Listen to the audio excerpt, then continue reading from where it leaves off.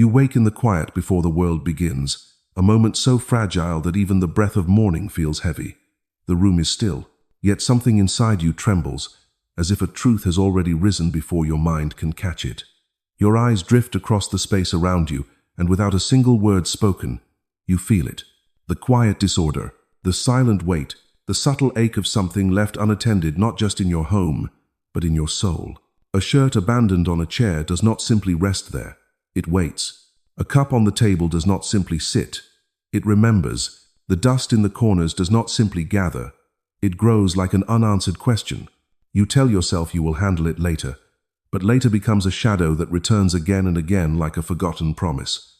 And the truth you avoid is this: you are not avoiding the mess. You are avoiding yourself. Carl Jung once wrote that the outer world mirrors the inner world with an honesty we rarely dare to face. The house you live in is not just a place. It is a portrait of your psyche. Each object carries the echo of a feeling left unspoken. Each corner whispers a part of you waiting to be acknowledged. Look closer. The disorder is not chaos. It is communication. It is the way your unconscious speaks when words collapse. It is the map of emotions you never finished feeling. It is the landscape of thoughts you tried to outrun.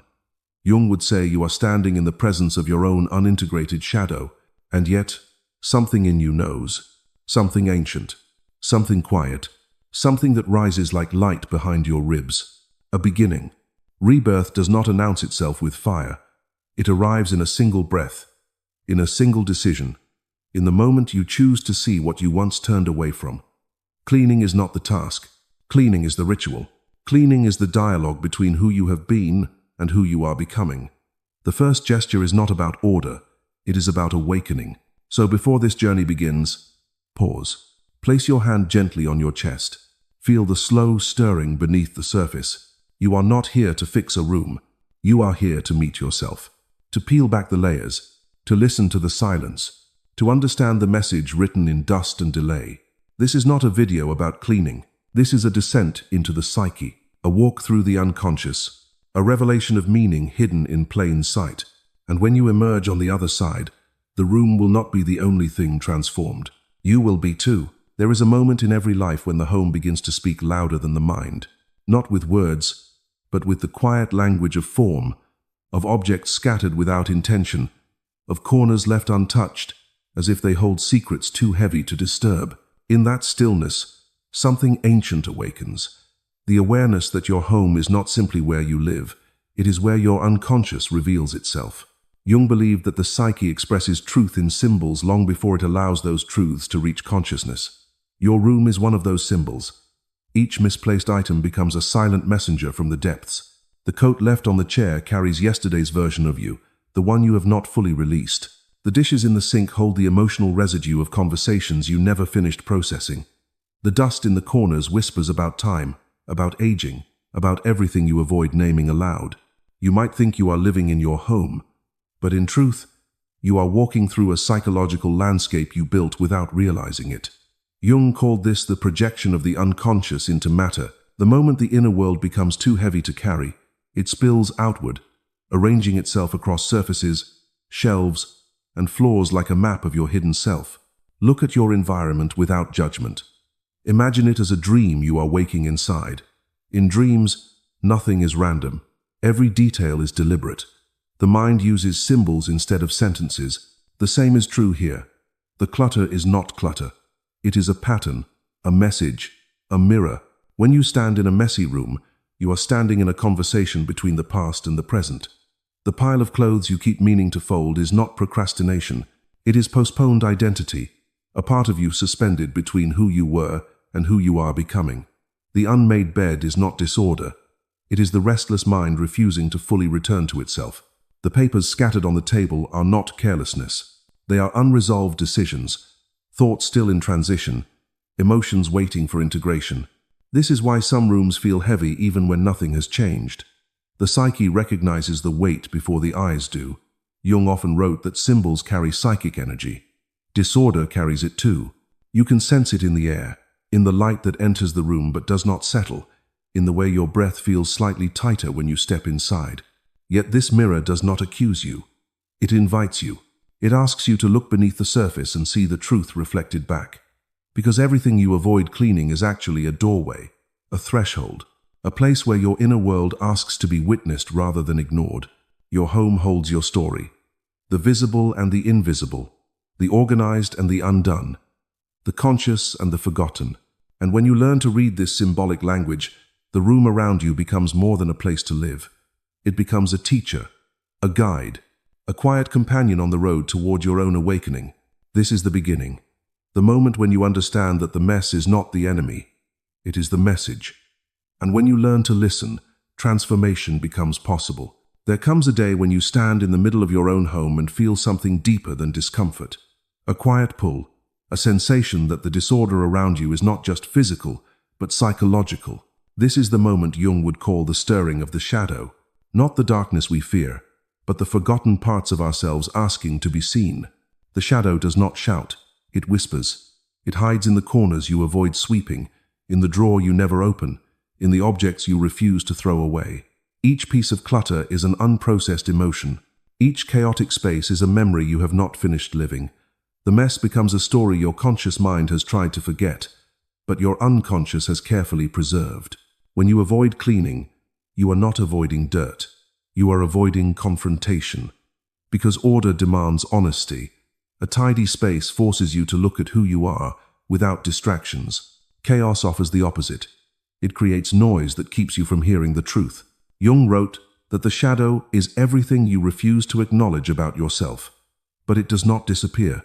It reorganizes itself into behaviors, moods, objects, patterns. In this sense, your home becomes the canvas of your shadow, a physical expression of what the psyche has quietly buried.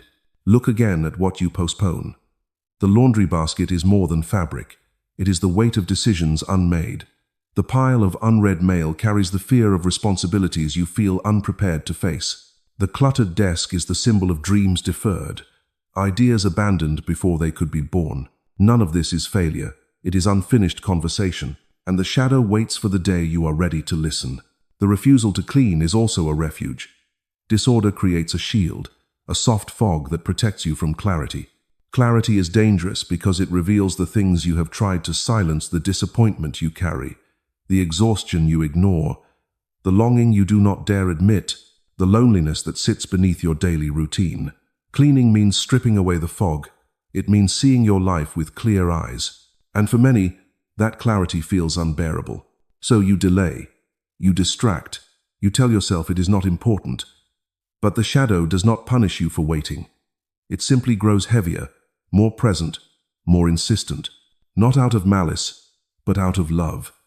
Because the shadow is not against you, it is part of you, the part that wants to return home. The mess, then, is not chaos. It is communication. The unconscious does not use language. It uses symbols, dust, clutter, objects, repetition. It tries again and again to draw your attention to the places where healing is overdue. And when you finally notice, when you pause long enough to feel the heaviness not as shame but as signal, something shifts. The shadow steps forward, not to frighten you, but to reintroduce you to yourself. Because beneath the avoidance lies truth, beneath the disorder lies emotion, beneath the resistance lies longing. And the moment you are willing to see these hidden parts, the mess begins to change. Not because you have cleaned it, but because you have understood it. Stand still for a moment and look around your room, not with the practical eyes that see objects, but with the inner eyes that see meaning. Jung taught that the unconscious rarely speaks directly. It speaks through symbols, and your home is one of its clearest languages. Every corner of your living space reflects something you have not yet brought into awareness. The unconscious does not hide in dreams alone. It hides in the way your shoes stay by the door, in the stack of papers untouched for days, in the silent corners layered with dust. These are not accidents. They are invitations. They are physical metaphors for the places where your psyche is waiting for recognition. Imagine your home as a living mirror. What you see outside is the exact vibration of what moves within. When your mind feels scattered, objects scatter too. When your emotions stagnate, space becomes heavy.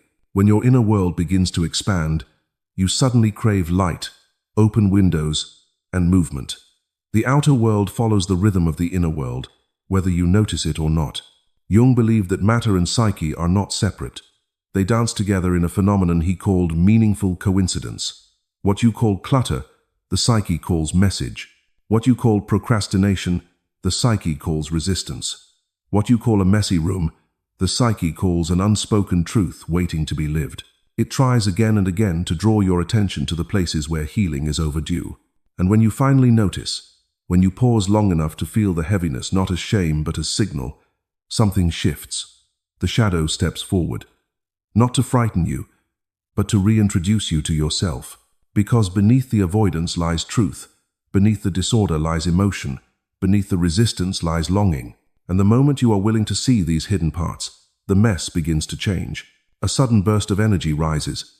You begin removing items, clearing surfaces, opening space. It feels instinctual, as if something inside you has awakened.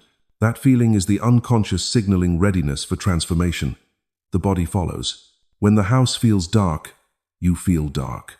When the space feels stagnant, your thoughts slow.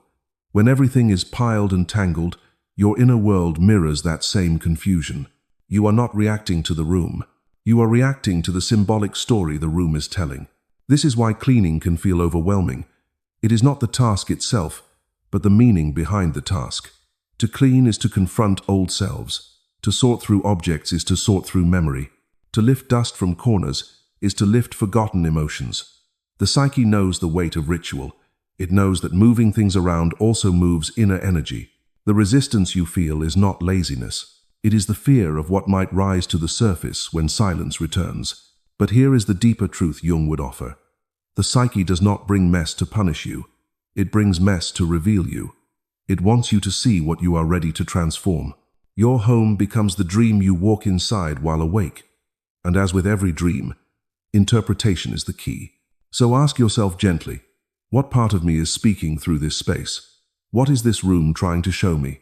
What emotion sits beneath this object? When you approach your environment with curiosity rather than judgment, something miraculous happens. The mess stops feeling hostile. It begins to feel meaningful, and meaning is the first step toward healing. The home becomes a compass, a guide, a map of the soul waiting to be read. There comes a moment when the resistance breaks, not through force, but through a quiet inner shift. A small gesture, almost invisible, begins the transformation. You lift a cup, you fold a shirt, you sweep a corner. It is in these humble movements that the psyche begins to awaken. Cleaning is not a task. It is a ritual, a dialogue between your hands and your hidden self. Jung believed that every culture on earth carries ancient symbols of purification. Water, fire, air, rhythm. These symbols appear in sacred rituals, temples, and mythic stories because they reflect something universal in the human psyche. When you clean, you unconsciously participate in these ancient archetypes. The simple act of wiping a surface becomes an invocation. The movement of your hand becomes a mantra. The intention behind the action becomes a prayer. Notice what happens in your body as you begin. Your breath slows. The mind steadies. A subtle clarity appears, like light slipping into a forgotten room. You are not just rearranging objects. You are rearranging the inner landscape that those objects represent. Each gesture becomes alchemical. It changes matter and mind simultaneously. Cleaning has rhythm, a rhythm that speaks directly to the unconscious. The sound of a broom on the floor, the sweeping motion, the folding of fabric, the soft click of objects returning to their place. These motions carry symbolic resonance. They soothe the nervous system, calm the emotional body, and awaken presence. It is meditation disguised as movement. In Jungian terms, this is active imagination in motion. Instead of sitting with your eyes closed, you converse with the unconscious through your hands. The unconscious responds not with words, but with felt sense. A sudden release in the chest, a quiet shift behind the eyes, a small wave of relief. These are signals that inner knots are loosening. The resistance you felt earlier begins to melt. Emotions that were frozen start to flow.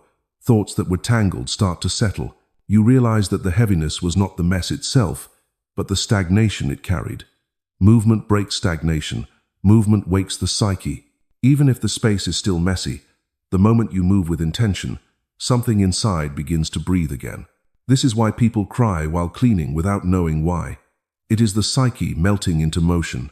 The hands move, and the soul follows. Cleaning becomes a bridge between worlds, between the conscious and the unconscious. You are translating emotion into gesture, memory into movement, shadow into awareness. And here is the deeper miracle. You do not need to finish everything. The healing begins the moment you begin. Jung wrote that transformation does not demand perfection. It demands sincerity. One act of intention is enough to shift the entire field of the psyche. So when you clean with awareness, you are not fixing a room. You are participating in a sacred ritual. You are restoring dialogue between the seen and the unseen. You are inviting coherence into chaos. You are telling the unconscious, I am ready to face myself again. The room responds. The air changes. Light behaves differently. And for a moment, the world feels new. There is a turning point when the act of cleaning shifts from movement to meaning. It is subtle. You pick up an object you have avoided for months, and suddenly you feel something beneath the surface. A memory, a sensation, a version of yourself you have not spoken to in a long time. This is the moment when cleaning becomes alchemy, when matter begins to reveal the soul. Jung devoted much of his work to the ancient alchemists because he understood their true pursuit. They were not trying to turn metal into gold. They were trying to turn the self into something whole. In their furnaces, they projected their inner struggles, their fears, their hopes. Each stage of the alchemical process was a reflection of the psyche transforming itself from chaos to clarity. Decluttering is modern alchemy. The room becomes the furnace. Objects become symbols. Dust becomes the residue of forgotten experiences. And as you begin to release what no longer belongs, you are not clearing space. You are transmuting the emotional weight bound to those objects. Pick up the old letter you never read. Feel the heaviness in your hands. That weight is not paper. It is the emotional imprint it carries. Pick up the broken item you thought you would fix one day. The one day is not about the item. It is a quiet grief for the version of yourself who once believed in endless time. The drawer you never open is not clutter. It is a tomb where old selves lie sleeping. Alchemical work always begins with confrontation, not with fear, but with honesty. To declutter is to ask yourself, why am I holding on to this? What story does this object protect? What emotion does it keep sealed? Once you ask the question, the psyche begins to answer, not in words, but in feeling, an ache in the throat, a soft sadness, a burst of relief. This is the loosening of psychic residue. Then comes the release. When you let an object go, you are not discarding matter. You are releasing a version of yourself attached to that matter. The unconscious recognizes this instantly. It feels the shift as if a knot has been untied inside. Suddenly you can breathe more deeply. The air feels lighter. The mind feels clearer. Even the simplest gesture carries symbolic power. Placing one object in its rightful place. Letting go of something you no longer need. Allowing a space to breathe. These are not tasks. They are acts of psychic liberation. Acts that say, I am no longer clinging to what I once was. I am creating space for who I am becoming. In many cultures, the act of clearing space precedes every ritual. The ground must be purified before any sacred work can begin. Jung believed this mirrored the psyche. The unconscious cannot reveal new insight in a mind cluttered with old residue. You must clear before you can create. You must release before you can rise. Notice what happens after you let go. A silence appears. A new kind of silence. Not the silence of avoidance, but the silence of possibility. The psyche begins to expand into the space you have opened. Ideas appear. Inspiration returns. A sense of forward motion stirs. The home feels different because you feel different. This is the inner alchemy of decluttering. You are transforming from the inside out. You are turning chaos into coherence. You are turning heaviness into clarity. You are turning the forgotten into the forgiven. Your home becomes a temple, not because it is perfect, but because it is aligned with your becoming. The objects that remain carry intention. The space around them carries breath, and in that breath, you rediscover a deeper truth. You were not cleaning, you were awakening. There comes a moment on this journey when the home stops looking like a physical place and begins to look like a psychological mirror. Not the comforting kind, not the one that flatters or reassures, but the deeper mirror Jung called the shadow. The part of the self that holds everything you refuse to face. Every untouched corner, every hidden pile, Every neglected space becomes a silent reflection of the emotions you have tried to outrun. The shadow does not speak with words. It speaks with disorder. It speaks through the tasks you delay, the rooms you avoid, the objects you pretend not to see. Jung said that what we reject does not disappear. It moves into the darkness of the psyche where it grows in silence. Your home captures this process with startling accuracy. The room you cannot bear to enter is the emotion you have not processed. The clutter you push into a closet is the memory you have pushed out of awareness. The layers of dust on the shelves are the layers of grief you never allowed yourself to feel. This is why cleaning can feel unbearable at times. You are not resisting the broom. You are resisting the truth. The psyche has a strange intelligence. It hides what we are not ready to face and reveals what we are prepared to transform. If your home is filled with unfinished tasks and abandoned objects, it is not because you lack discipline. It is because some part of your inner world is still in darkness, still waiting for light. That is the shadow calling.